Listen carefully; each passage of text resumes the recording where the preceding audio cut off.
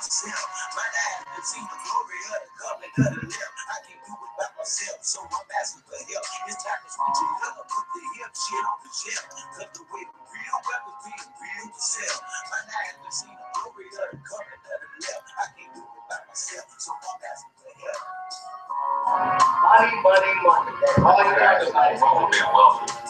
Like Kanye West said, having money is not everything, not having it is. No, Deuteronomy 8:18 that God gives us the ability to create wealth. No, it's the love of money that's the root. You know, money so much, he doesn't go to work. Everybody knows that about money. I'm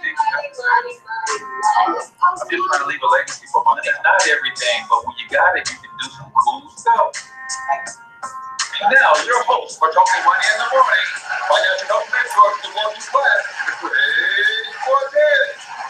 Good morning, Black world, and welcome to Talking Money in the Morning Live with your main man, H Cortez, the one and only financial health mentor to the Black community, everybody's favorite fatherpreneur, where I do my absolute best to bring practical yet proven wealth building strategies to working men and women all over this great nation of ours. Truly an honor, privilege, and a blessing to come to you live and direct from the Black Wealth Movement Studios here in St. Louis, Missouri.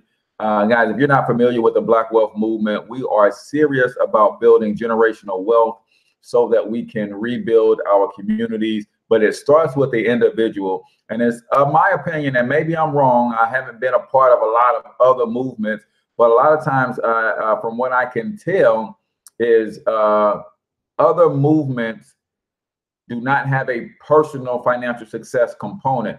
They have group economic components, but what is group economics when the individuals in the group don't have their economies right? So we take a different approach with the Black Wealth Movement. We want to help you become personally financially successful. Then you can use your excess resources once your family is straight to contribute to community building and taking our community to another level. So if you're interested in learning more about the Black Wealth Movement, you can click on the link in the description, or you can text Black Wealth Movement to 314-874-6887. Again, 314-874-6887. No links, guys. Just post the name of your business and or brand.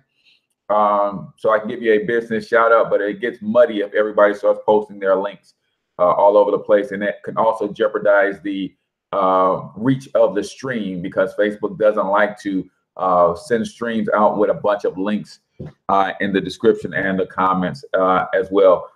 Do me a huge favor, if you're checking us out on YouTube, go ahead and hit the subscribe button. Let me jump over to YouTube and see where we are. I think we are over 1,900 subscribers. The goal is 2,000 by the end of this month. So I'd appreciate it if you have not already subscribed to the channel. If you would go ahead and do so now, help us get to our goal of 2,000 subscribers. Let's see, where are we?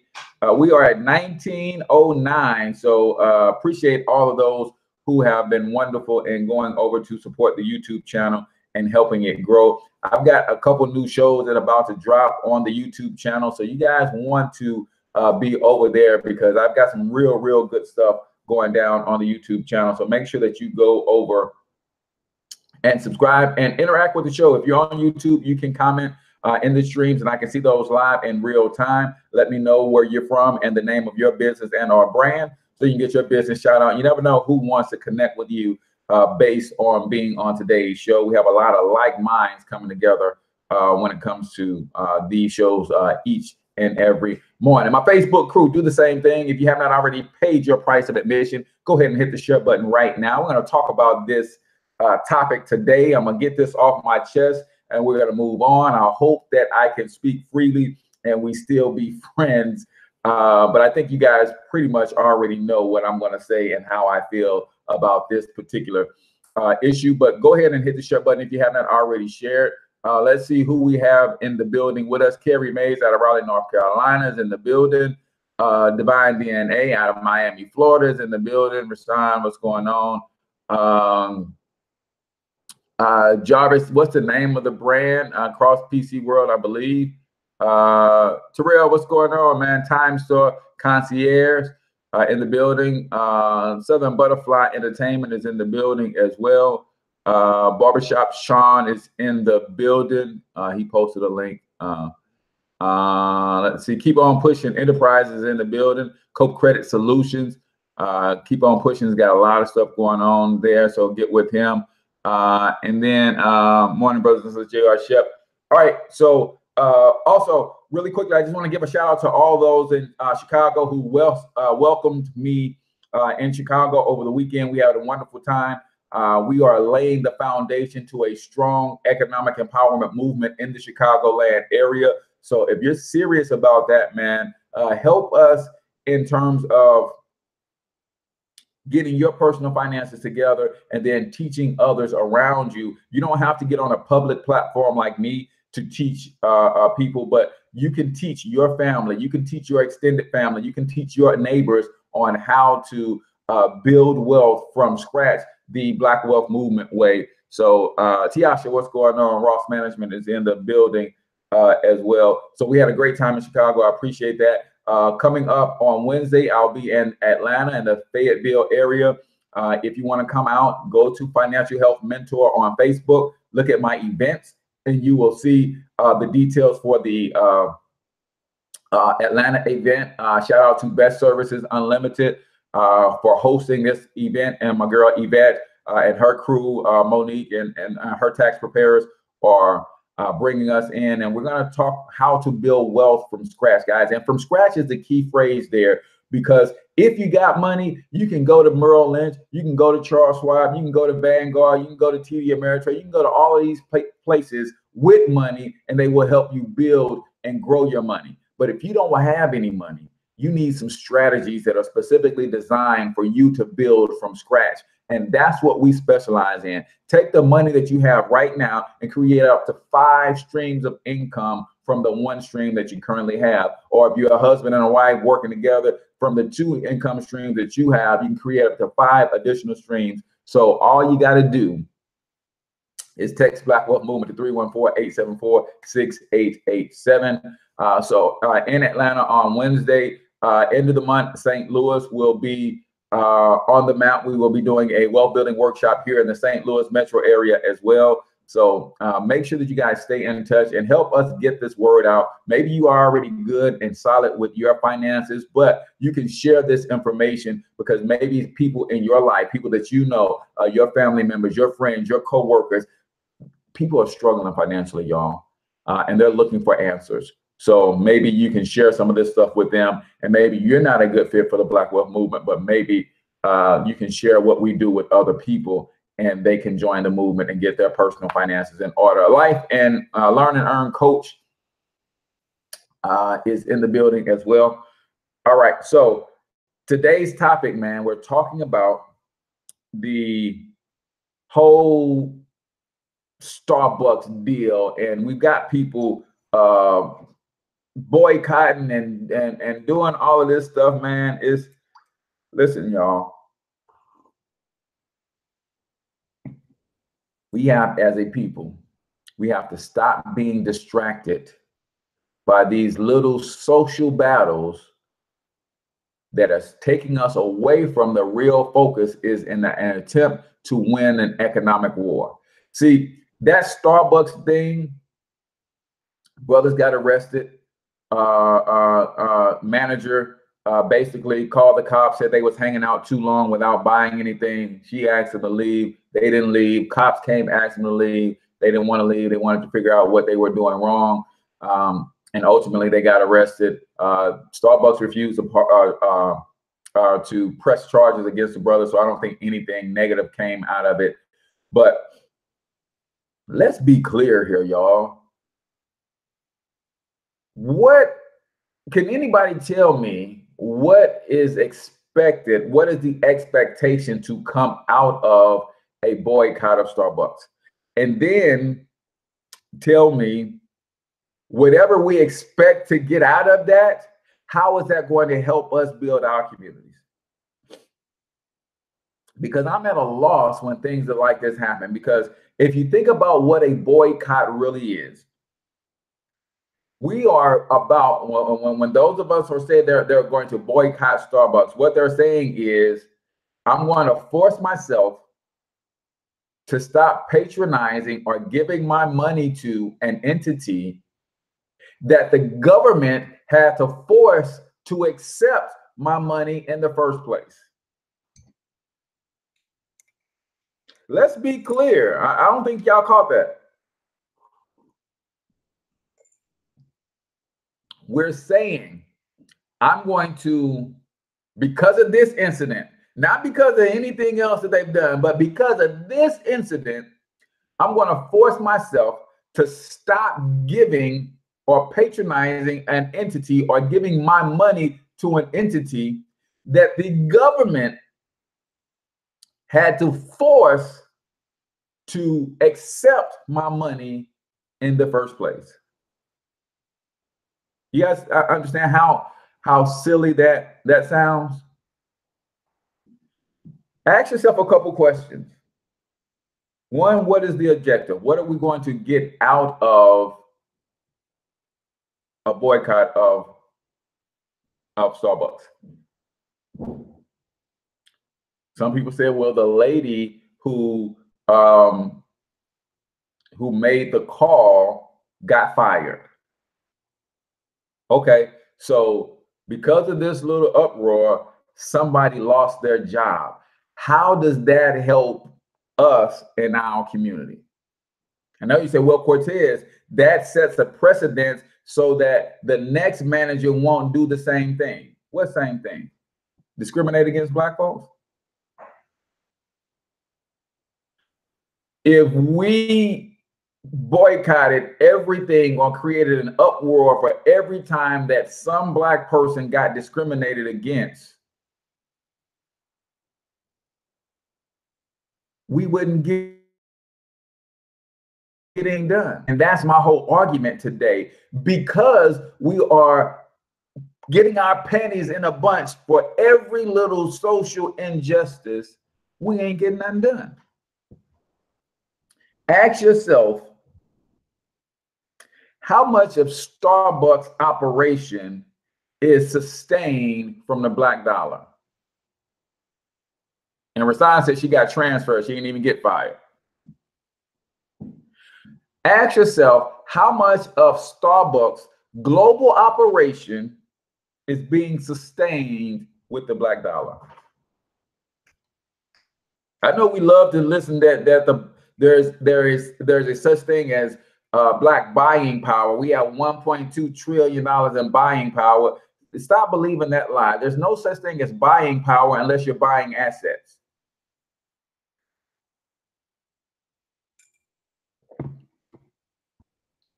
So Giovanni says, hopefully they would take that dollar that they was spending with Starbucks and put it back into the Black community.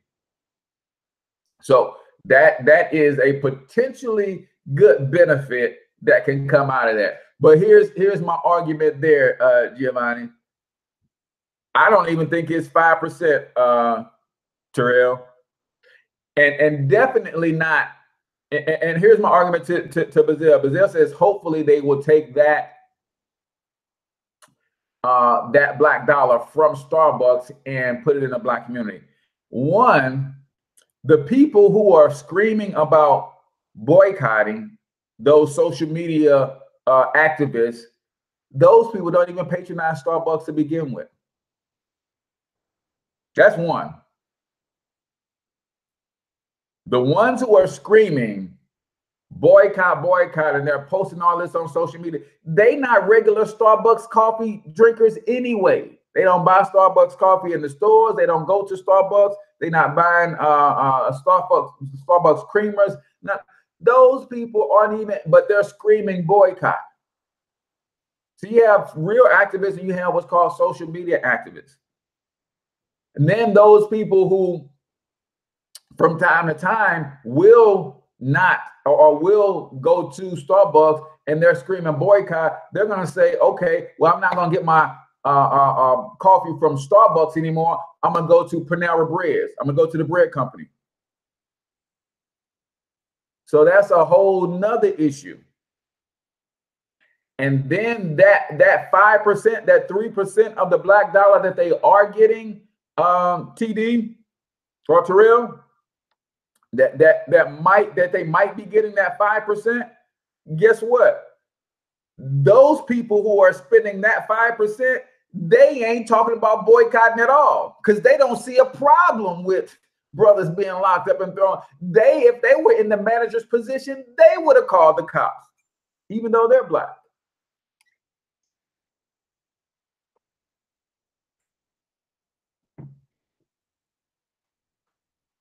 So it's funny that the people who are promoting a boycott, they're not sacrificing anything because they didn't go to Starbucks to begin with.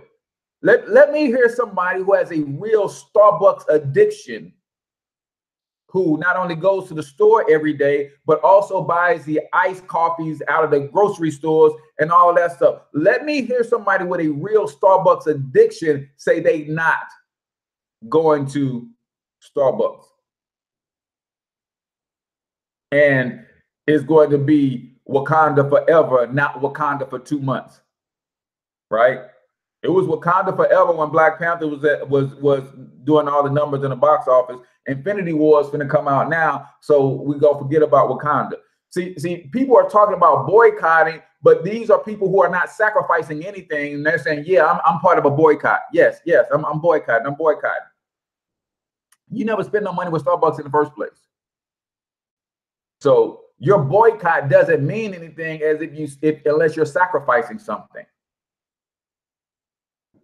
See, and what we try to do is we try to compare every boycott. We try to compare it to the one successful boycott that took place, and that's the Montgomery bus boycott. Well, let's look at what those people sacrificed during the Montgomery bus boycott. They stopped riding the bus. And some of those people had to walk for miles one way to get to their destination to keep from getting on the bus. Even if I was a Starbucks diehard fan and I stopped going to Starbucks and I went to Panera Bread next door, how much of a sacrifice is that really?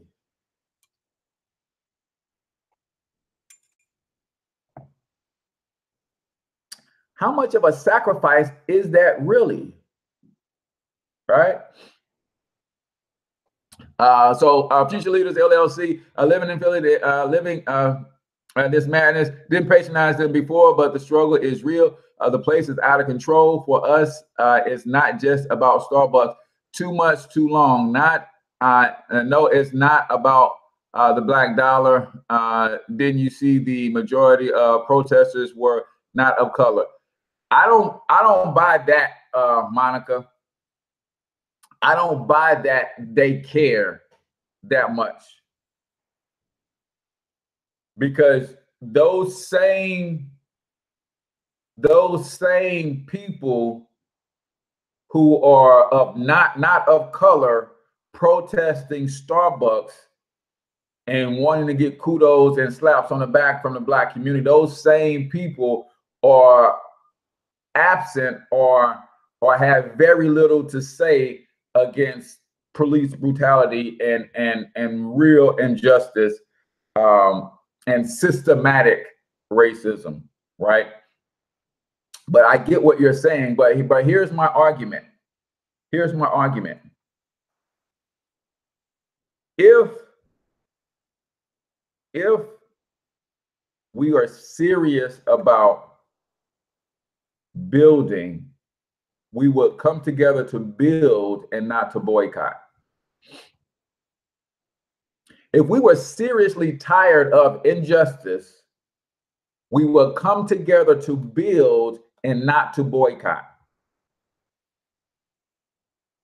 All the people screaming boycott, they're not building.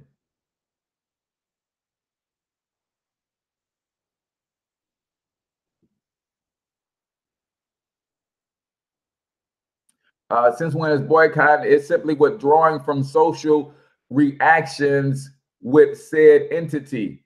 Right, but Giovanni, if you had no social interaction with that entity, then you don't have any withdraw. There's nothing for you to withdraw. See, you have to, those who are boycotting are those who said, man, this was my store, but now that I see them show themselves as potentially racist, then for me to withdraw, there requires some sacrifice. See, this is part of the issue with the alleged boycott. Those people who have nothing vested in Starbucks, yeah, I'm boycotting Starbucks. I always have, because I ain't never been a Starbucks dude. So does that mean I'm boycotting Starbucks? Or is it it's easier for me to jump on a bandwagon and say, oh yeah, we boycotting Starbucks. I never spent money with Starbucks anyway. But the people who have been fans of Starbucks before this incident, for them to boycott and say, I'm going to do an economic withdrawal, then that does require sacrifice. So boycotting always has to do with sacrifice. It always has. Otherwise, there is no point in it, right? The people who, if there is no economics going to Starbucks, then we have no need to withdraw. We had no need to withdraw because we're not giving them our money in the first place, right? But here's some things that I want us to think about. Let me go back and read some comments, because I like this dialogue, guys.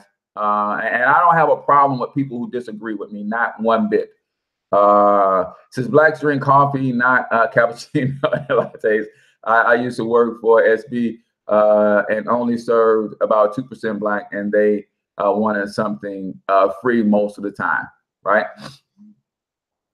Let's think about what happened.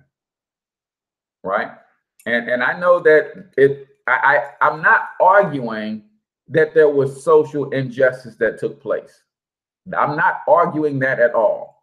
What I'm arguing is, why do we give such a care as if this is not expected behavior? See, every time one of these things happens at one of our favorite places, we act like we're surprised. That's my argument. And because we keep acting like we're surprised and we don't expect it to happen, that mentality and that attitude is keeping us from building in the first place. Because if we know that this is going to happen down the road, we don't patronize them to begin with, right? So I want you to think about what happened. Some brothers went into somebody's establishment that they do not own. And here's where we where we have to disconnect. They went into an establishment that they do not own, right? And because they did not buy anything while they were waiting on their meeting to take place, they were asked to leave. First of all, why do we always feel that we have to force ourselves into a place where we're not wanted? Don't give me this, it's our right to be there, it's a public place and all that. Starbucks is a privately owned facility, right? So they were in a place that they were not wanted, and they were asked to leave. And they didn't leave.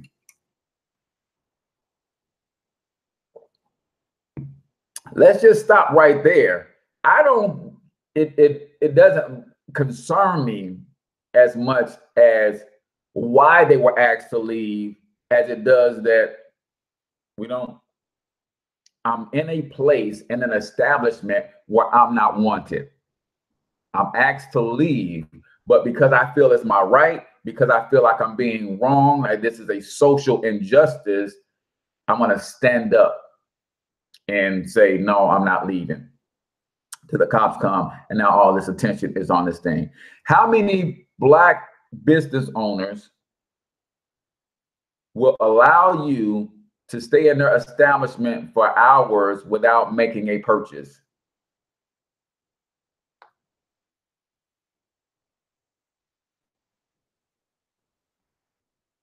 Right? Now, I get it. They were waiting on a meeting, but they were asked to leave. That says to me, I'm not wanted. And I know exactly why I'm not wanted. Okay, you picking on a brother. Everybody in here ain't sitting with a cup of coffee and a scone in their hand, meaning they're here sucking up the Wi-Fi, the AC, and everything else, and they ain't spent a dime. But I see what this is. Right? We love to use the law to say we're going to force someone to accept us in their establishment. That's those people establishment, man. They have the right to, they reserve the right to serve who they want to serve. And if their policy says we can ask you to leave for not buying anything, we typically don't do it, but at least it is in our written policy that we can ask you to leave. See, I think we get up in arms about the wrong thing. What if all those people who are screaming boycott instead say, okay, we saw what Starbucks did. We cool. And it's okay to boycott something without economically withdraw your money, without broadcasting that you're going to economically withdraw your money, right? You don't see, I think some of these people who are making this whole big scene about their boycotting, these are people who need to be seen doing something socially in the community. We could have quietly organized and say, man, we done with Starbucks, right? But what if all the people screaming boycott took $500 and invested in Black Mama Tea and Cafe? She'd have at least 10 stores open by the end of the year. And I'm talking about the blacks who are screaming boycott and the whites who are screaming boycott. See, we have the whites standing up for their own individual agendas, but will they invest in Black coffee shops? Will those white people who are saying, Starbucks, you were wrong for this, will they take their money and go and sit down in some Black coffee shops to help grow and expand that brand? Right? So my argument is not against I'm not saying that there wasn't a social injustice that took place, right? I get where that's coming from. I'm saying, why can't we come together and build some stuff? I'm saying, if you want to go to war with Starbucks, you don't go to war with Starbucks by boycotting, because your economic withdrawal does nothing for their global brand.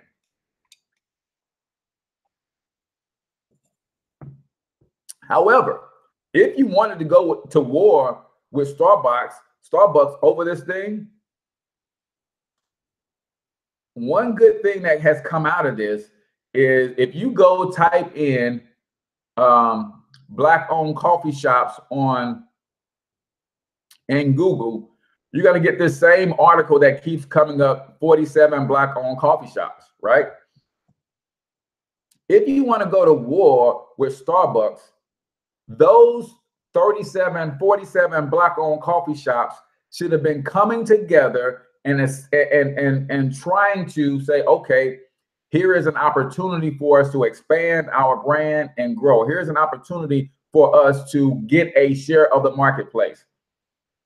Do you think these 47 Black-owned coffee shop owners even know each other?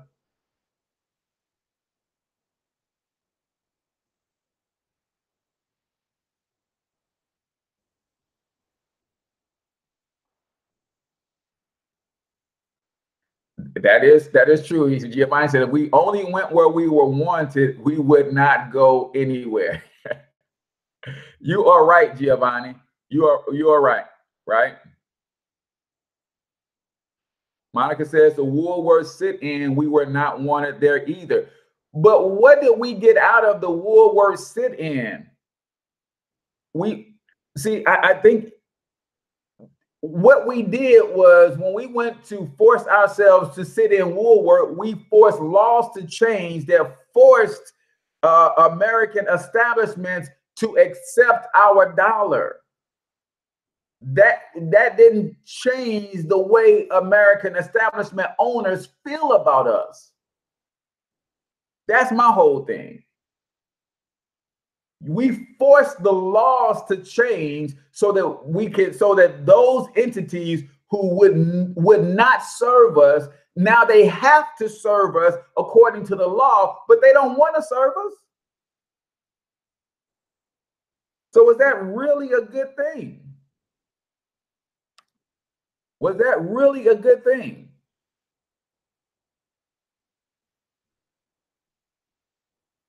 That's my whole thing. I get that this brought some tension to racism in another way, but what is that going to do for us? You want to go to war with Starbucks. What if those 47 Black-owned coffee shops huddled up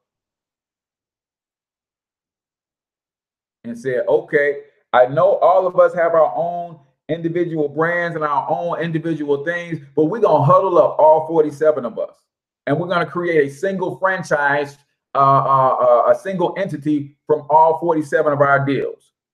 And now we become a national chain of Black-owned coffee shops and not a single coffee shop dotted here and there. Each one of us, you already own your own spot. So you have your own franchise in this conglomerate right now. But what is that going to do for us 47? It's going to allow us to go and buy our coffee beans at a better price, because now we are 47 buying our beans at by the truckload versus by the case. Now we can drive down the price of coffee, and maybe we can go to war a little bit with Starbucks. Maybe we can go to war a little bit with Starbucks by creating some conglomerates, right?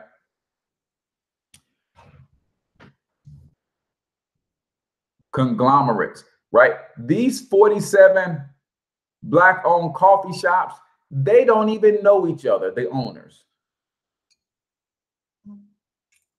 You guys see where I'm going? This is not about the social injustice. We have to start coming together to build some stuff. It is 2018, and name for me a single Black-owned national chain of anything.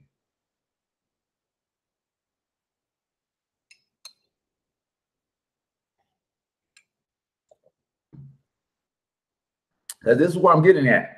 Name for me a single Black-owned national chain.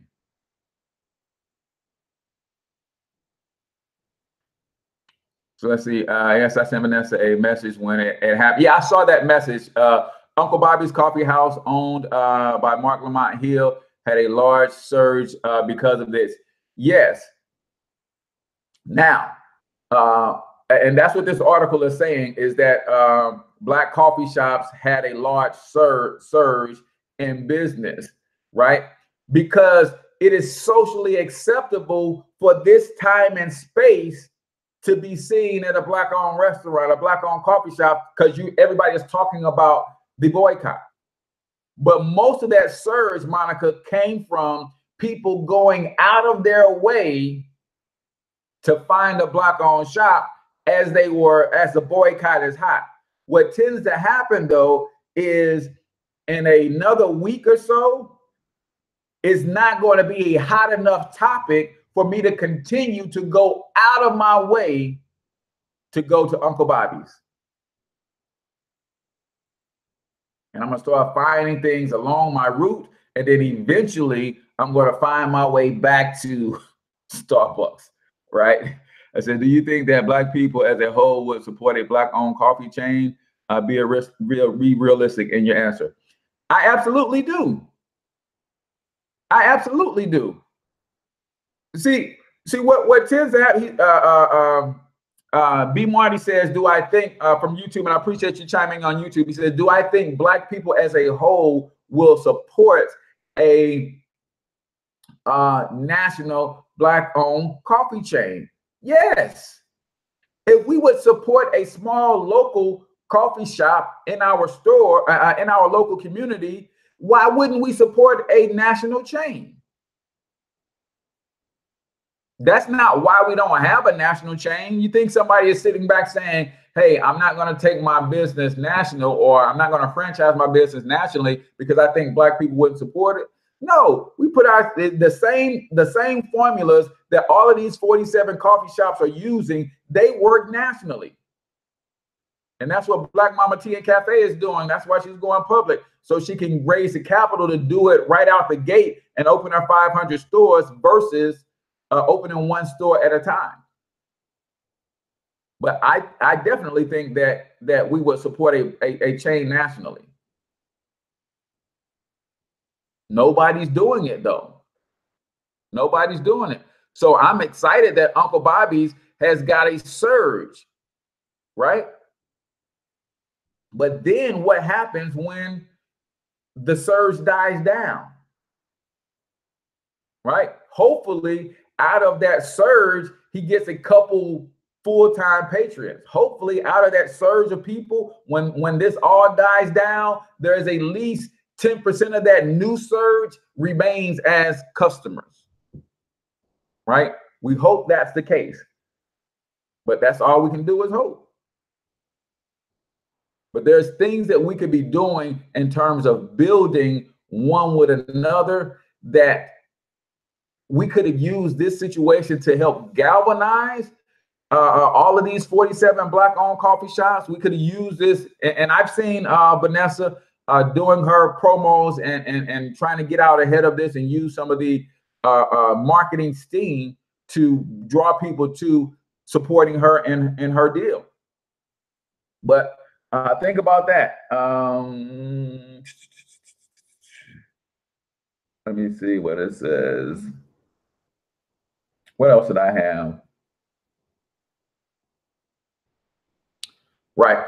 And then think about the person got fired. And let me see. So one of the positives that we can say is this is wow, Coach. I'm rethinking the way for our city to handle this. What is it going to do for us as a people? That's the question, Monica. Is not so much, and I don't want anybody to take this and run with it. I know somebody can clip a soundbite and say this dude don't support the boycott. This dude supports racism. That's not what I'm saying. I'm saying, how is this going to help? And this is one of those situations where we move emotionally versus strategically. We move emotionally versus strategically. I'm upset, and when I'm upset, the first thing I do is boycott. Here's how the game is played. Before the night even ended, after this situation, there was already a public apology. The CEOs was already in front of it. Their spin doctors was already in front of it. They had already had a game plan. You know why? Because we are predictable as they come as a people. We are as predictable as they come. Oh, crap. This could mean some stuff because some Black men got, oh, here we go. And they already have protocol in place. Bang, bang, bang, bang, bang. You think that CEO was bothered for a second? No, because they already got a protocol in place. If this happens, here is the statement that comes out behind it. Here we go. Here's how we quench the fire. We'll sit down with the young men. hear their side of the story, hear some suggestions or some things that we can change, and the party keeps going. Tell me I'm lying. Tell me I'm lying. Tell me this hasn't played out time and time and time and time again. And here's what Starbucks has gotten out of the deal. You guys know that there are some people who agree with Starbucks wholeheartedly, right? That makes them go even harder for Starbucks. Then there are some people who are on the fence, and because their public apology came out so quickly, will say, oh, I rock with Starbucks now because they handled that right. Then there are some black people who are saying, well, we got an apology and they apologized right away, so that's good. All the while, we made this emotional response, and nothing is going to come out of it in terms of helping us win the economic war. Right? We got an apology. The young lady got transferred to a different store. That would be considered a little social win. How does that help us collectively, economically go to the next level?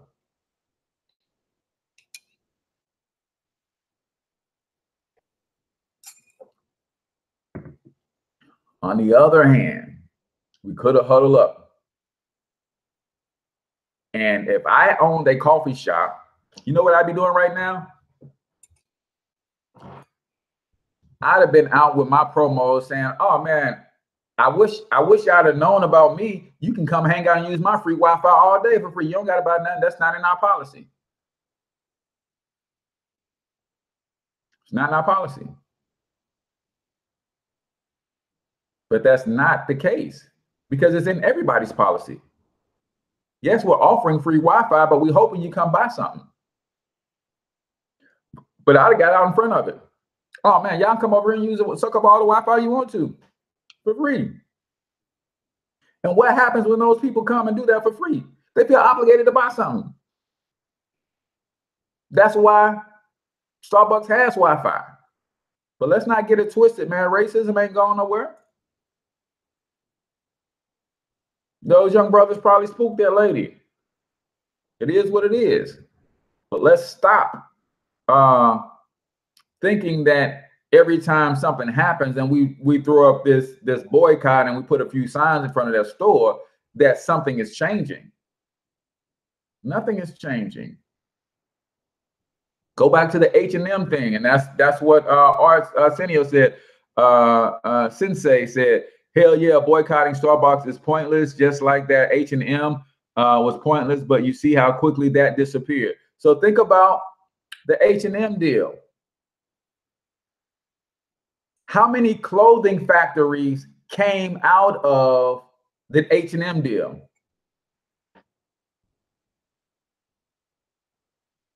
H&M did something that was horrendous, socially unacceptable to us. But what was built out of that frustration?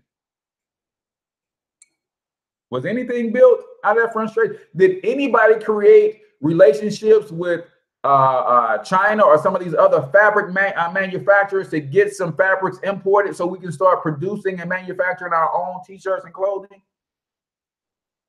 Or did we just boycott for a week, give them a bunch of publicity for free, and it just went away? Now we're not mad no more.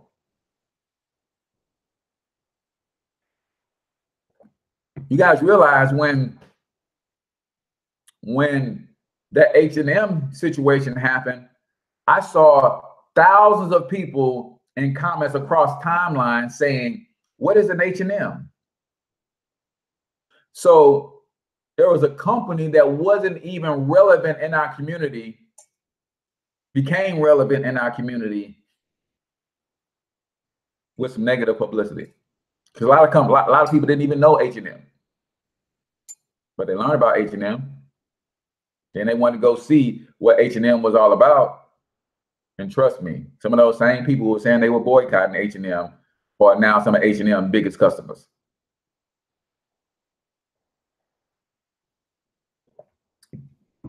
So don't get it twisted, y'all.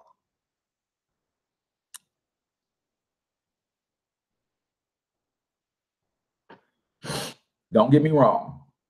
Yes, I believe that was an injustice. Yes, I believe the manager went overboard. Yes, you know, the brothers could have got up and they could have left when they would ask to leave the first time, and this whole thing wouldn't have taken place. There's a lot of yeses that could have happened, right? Yes. Do I believe there are some policies and procedures in place that are systematically racist in nature, how those companies operate? Yes, I believe all of that, man. What I don't believe is that this boycott is going to do anything from us or anything for us to help change and reposition ourselves from an economic and financial power standpoint. I just think it's going to be another puff up our chest. Oh, you said you're sorry? Okay. I accept your apology. Yeah, you're going to give me a free coupon? Okay. You're going to give me some discounts too? Okay. And a company that size, I guarantee you this, a company that size, if they wanted us back, that size knows how to take that influx that Uncle Bobby's got. That company and their marketing genius knows how to get those people back from Uncle Bobby's. What Uncle Bobby should be doing is talking to all of the other Black-owned coffee shop owners, and they should be saying, they should be huddling up saying, look, how do we get our marketing dollars together so that we can capitalize on this and bring more awareness to our shops in this particular time and space? But again, I almost guarantee you that none of these Black-owned coffee shop owners even know each other. You know why? Because they see each other as each other's competition. They don't see Starbucks collectively as their collective competition. They see each other as competition. As a result, they won't do anything collectively together. They won't come up with a best practices in the coffee shop industry to keep more customers. They won't come together and create a Black coffee shop owners consortium and they all market and advertise together. This list right here, this list of 47, if I was a coffee shop owner, this is just me, this is how I think. If I was a coffee shop owner and every time somebody came and purchased anything from me and they had to walk away with a bag, you know what would be on the bag? The names, addresses, and website links to all 46 other Black-owned coffee shops. This is just how I think, man, because I understand real group economics. I understand the real power plays. This is how I think. You come into Cortez's coffee shop and you buy your donut and your cup of coffee. On your cup of coffee that you walk away from here with, you know what's listed on your cup? Everyone, I don't care how big or how small, you know what's listed on your cup? The names, addresses, and website links to every other Black-owned coffee shop around the country. On the bag that I put your donuts in, you know what's printed on that bag? The names, addresses, and email and website addresses to every other Black-owned coffee shop in the country. When you come into my establishment and you got my board over here that says, hey, here's all of the different drinks that we make. Here's the donuts. Here's our menu. On this board over here is the names, addresses, and websites to all the other Black-owned coffee shops in the country. See, that's just how I think.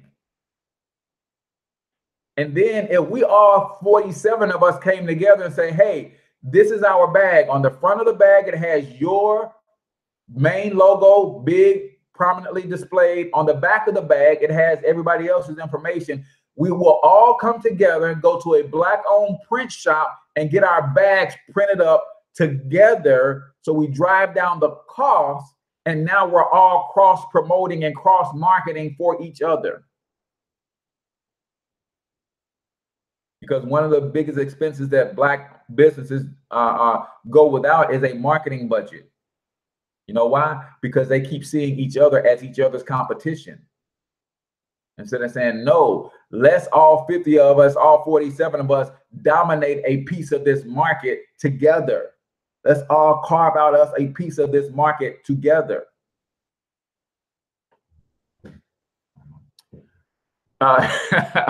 B. Marty says, are you saying there's only 47 Black? There are only 47 on this list that I'm seeing. I don't think that I'm hoping there's more than that. There's only 47 on this list that I'm seeing. I'm hoping that there are a lot more than that, B. Marty. But there's only 47 on this list. When I did a Google search on the Black-owned coffee shops, this 47 list keeps coming up over and over and over again. So I'm guessing this is pretty close to it. Yeah, it could very well be the only 47. Right. But these are the types of things that we have to do. And this is my hope that this is what comes out of this situation: a conglomerate, a partnership, at least a phone call, at least a meeting of the minds between all the other Black-owned coffee shops across the country. Because when you have the Black-owned coffee shops across the country start doing their thing and they're thinking like us, because said one per state, right? You might be right, man. You might be right. I don't know. But when they start thinking like this, this is how industry is formed. See, Black Mama and Vanessa and Black Mama Tea and Cafe, they've got it all figured out, man. She owns her own tea bags. She owns her own teas. She owns her own equipment. She has her own relationship with farmers and growers. There's no middleman. All of this stuff has to be thought out and well planned. And now that she owns her own, she's going to own her own buildings. A lot of these people have these Black-owned coffee shops, but they're leasing, and they're caught on these long-term leases, and basically it's sink or swim. A lot of them don't make a lot of money because they're leasing and they don't own. If I had a Black-owned, if I had a retail shop and I started this thing out, I would have a multi-purpose building where my shop sits with an apartment or two across the top and another commercial space that I can rent out. So now I get to operate my shop for free because they're paying the lease. So now I can have my prices a little bit cheaper than everybody else's in town. Plus, I'm gaining ownership over my building, my parking lot I own, all that kind of stuff. See, we're not thinking like that. We're still thinking like employees and renters, even when we go into business, a lot of cases. You gotta start thinking like owners, man. So hopefully we're still friends after the day. And like I said, I don't mind any disagreement. So let me just go through some of the comments before we get out of here, because I know I was just talking and I didn't get a chance to read everybody's comments. But let's see what we got. Black spent $2 billion on Jordans, $4 billion on school, and $600 million on fast food. Also bought 2 times as many Mercedes. Yeah, it's the Jones mentality. We should have our money and make our own coffee at home. Yeah, we could definitely do that. I have used Starbucks as a meeting space and will now seek out smaller mom and pop venues to meet at. And that is, I hope a lot of people are thinking like you, because if we start doing that, Monica, then those small mom and pop shops will be forced to expand their thinking. A lot of them won't even offer free Wi-Fi because they don't understand the draw that it is. I can pay $50 a month for Wi-Fi to have a bunch of people come in and connect, and just that $50 investment can increase my bottom line. A lot of them don't understand that. A lot of them don't understand how to put tables and umbrellas outside of their shop and capitalize on their space for the spring, summer, and fall seasons. So their place isn't big enough but there's a lot that can come out of it. I'm just not optimistic that it will. I wholeheartedly agree. It's not surprising because whites, yeah, it is. Says, well, they were waiting for their their Gentile friends, I believe. That could be true because Black people are under the self-delusion that we live in a post-racist society. That is true. And that's why I said the Woolworth sit-in. That was one of the things that, because somebody is forced by law to do something, doesn't mean they want to do it. They're forced by law to not discriminate against people from coming in and patronizing. That don't mean they want us there, right?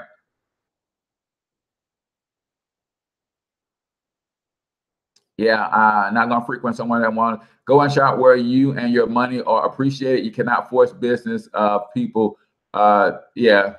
Business or people to give a darn. Yep.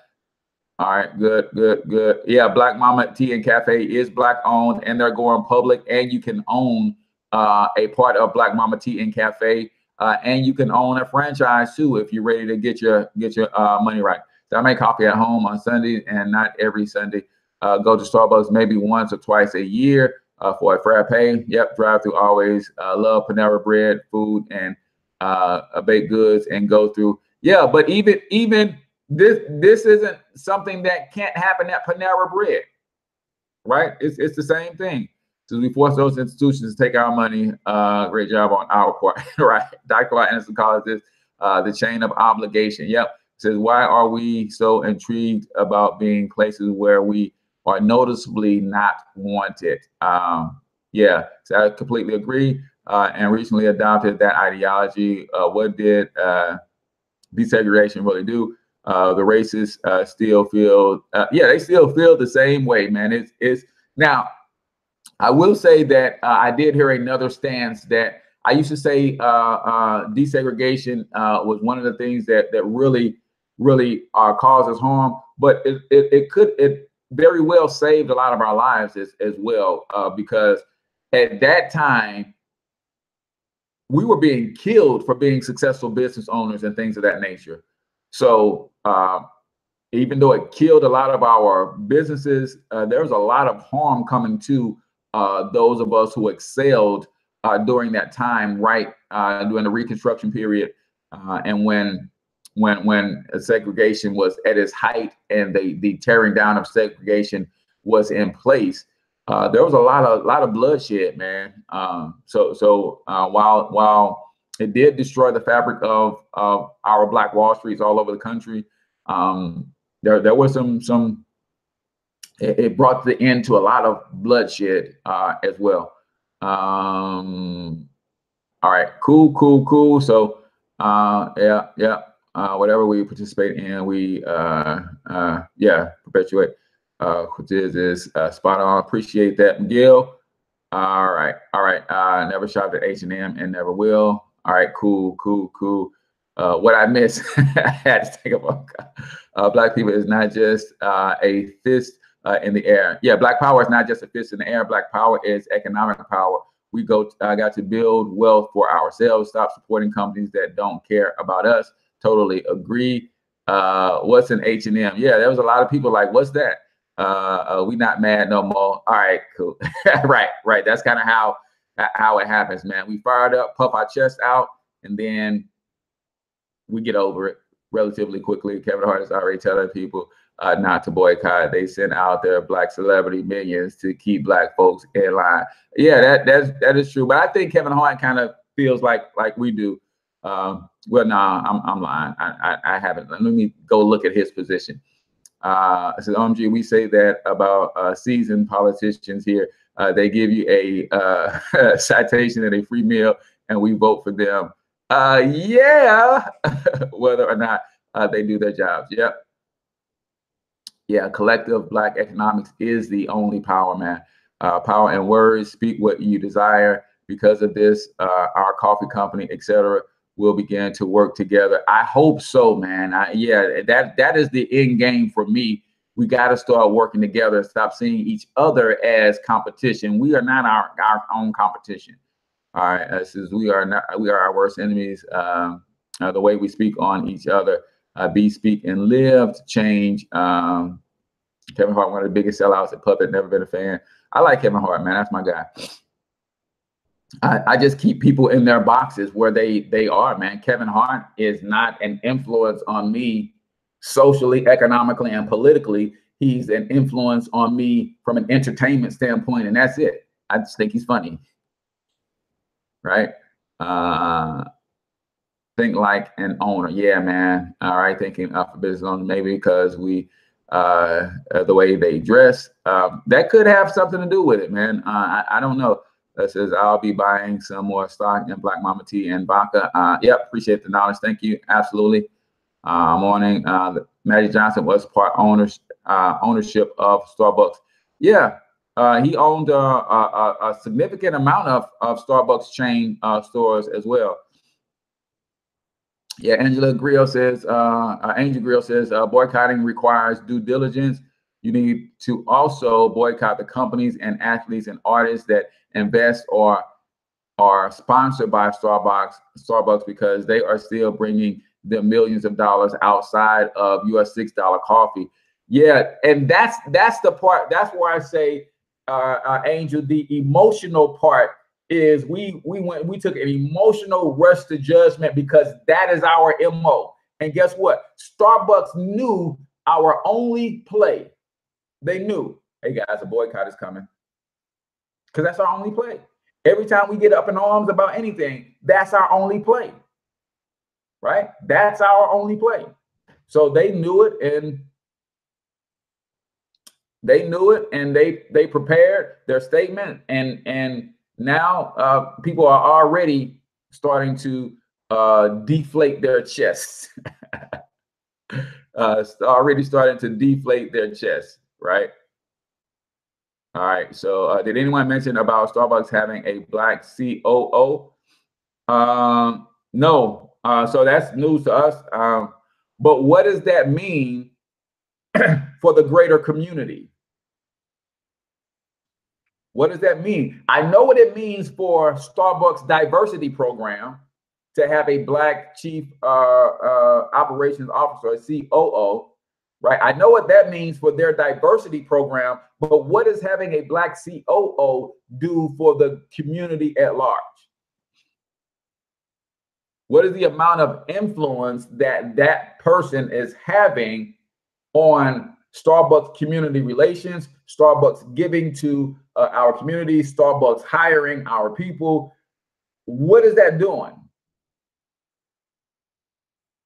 So that would be the question. I know it looks good when Starbucks needs financing, when Starbucks needs a representative to go to I don't know, a historically Black college. I know what that looks like from a diversity standpoint and how that makes Starbucks look. But what is that doing for us is the question, right? So that's my thoughts on this, man. And it's probably going to be my thought on every other boycott that comes out of frustration. So we won't have to address this topic again. But I just wanted to say something about it, man, because there's an opportunity for us here to excel in our advancements as in our assertion of economic empowerment, but it's not through this boycott. There is a real opportunity for us here to advance economically, but it's not through this boycott. The opportunity is through us saying, okay, let's look into the amount of money that is being spent on coffee. Let's look at the amount of money that's being spent on all of the other products and services that are offered at Starbucks. Now let's see, okay, because you guys realize that there's some companies who only sell their Zoom Zooms and Wham Whams in Starbucks. Starbucks is a distribution chain for some companies. They don't sell their products anywhere else because if they put their products in the 15,000 Starbucks stores, they're going to make all the money that they need. Let's start breaking and tearing down that whole model. Now let's have a conversation with all of these 47 Black-owned coffee shops and say, look, listen, here's the model. Here's how we can start winning. Here's how we can start using each other to leverage our cross promoting. Here's how we can leverage our buying power collectively if we start buying our beans by the truckload together. Here's how we can start leveraging everything, and let's dissect that model and see what fits for us the best, and let's use that and let's grow our brand. Here's why we don't have a national chain right now. Let's start working towards that. All of these Black-owned coffee chains should already have ownership in Black Mama Tea and Cafe. They should already have stocks and shares in Black Mama's Tea and Cafe. They should be in line to be one of the first 47 to own a Black Mama Tea and Cafe franchise. They are already doing tea and cafe. Here's a publicly traded company about to hit the market. It's going to have 500 stores across the country. They should already be in line to have a Black Mama's Tea and Cafe franchise. Says, before you go, can you speak to why a group of Black men can't get along when it comes to doing business together? I just think that B. Marty says, before you go, can you speak to why a group of Black men can't get along when it comes to doing business together? That is a myth, B. Marty. That is a myth that's being perpetuated that we can't get along. And the reason that it's allowed to be perpetuated, because those of us brothers who are working together, we're too busy working together to do press conference saying that we're successfully working together. Does that make sense? That's a myth. You will go through your struggles to find the right partnership. And this is any ethnic group. You have to first find the people who agree with the same things and the values and all that kind of stuff. And sometimes we go into business with people who we see as good business people, but they might not be a good fit for us to be in business together.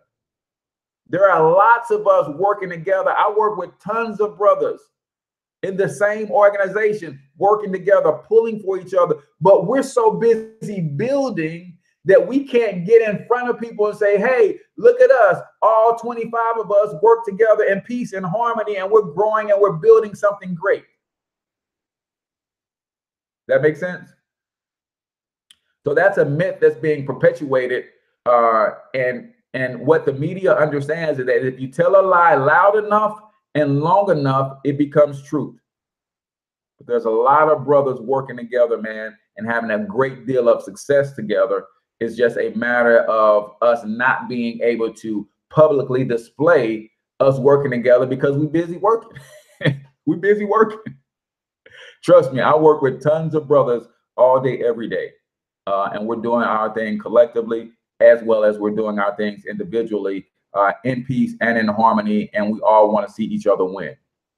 So what tends to happen is when two brothers start to work together and they're just not a good fit for each other. Not one is greater than the other. One is a slouch. One is lazy. No, they just not a good fit for each other. When they part, they have to part and go and bash each other about parting. That's what's happening. And you see that and you're like, oh man, here go two brothers fighting again about not being able to work together in business. No, because equally on that same note, there are a lot of brothers who understand business and say, hey, you and I just wasn't a good fit for each other. Nobody stole from each other. We didn't fuss and fight. That none of that was going on. We just wasn't a good fit for each other. We went our separate ways. We found good fits, and we're still equally as successful. But that's not the case that's being reported. You know, I had an old 7th grade teacher who would say all the time, it's an empty wagon that makes the most noise. It's the empty wagon that makes the most noise. And that's what we have with this situation is two brothers fall out who probably shouldn't have been in business at all, let alone in business together. Then they start bashing each other. And now all of a sudden it's two brothers can't get along and work together in business. Right. So that is the show for today, man. I appreciate you guys for tuning in, allowing me to rant and rave just a little bit. So that's the deal, man. I appreciate you for tuning in. Again, if you are interested in joining the Black Wealth Movement, text Black Wealth Movement to 314-874-6887. Again, text Black Wealth Movement to 314-874-6887. We will teach you how to build wealth from scratch, how to minimize your taxes, eliminate your debt, fix your own credit, how investments work. And if you want to build a business at the same time, we got you covered there too. And it's $20 to start, roughly $50 per month to run your business and maintain your membership. And we got you covered. And you'll be part of a network that's helping to become the solutions that we want to see. So I'm H Cortez, financial health mentor to the Black community, everybody's favorite fatherpreneur. Until I talk to you next time, I want you to get your money up because you absolutely can do it. But more importantly, you deserve to do it, each and every one of you. Peace out, y'all.